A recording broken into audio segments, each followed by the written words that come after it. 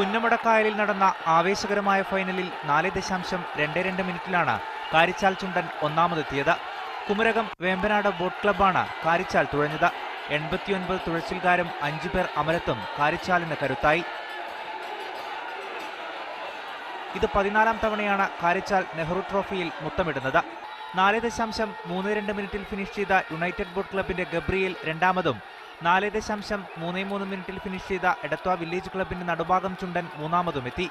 നിരവധി പരിഷ്കാരങ്ങൾ ഏർപ്പെടുത്തിയാണ് ഇത്തവണ നെഹ്റു ട്രോഫി വള്ളംകളി നടന്നത്. വേമ്പനാട് കായലിന്റെ ഇരു കരകളിലും തടിച്ചുകൂടിയ 10,000ങ്ങളുടെ ആവേശമായിരുന്നു ഓരോ തുഴയേറിലും പ്രതിഫലിച്ചത്. സമയം മാനദണ്ഡമാക്കിയതോടെ തുഴച്ചിൽക്കാരും കാണികളും ആവേശത്തിലായി. 3ഉം 4ഉം ഹീറ്റ്സിൽ മത്സരിച്ച വള്ളങ്ങൾ മാത്രമാണ് ഇത്തവണ ഫൈനലിലേക്ക് യോഗ്യത നേടിയത്. 1ഉം 2ഉം 5ഉം ഹീറ്റ്സിൽ നിന്നും ആരും ഫൈനലിൽ എത്തിയില്ല.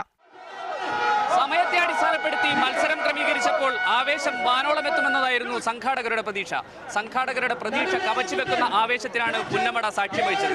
ക്യാമറാമാരായ ഇക്ബാലിനും മാഹിനുമൊപ്പം യു ഷൈജു,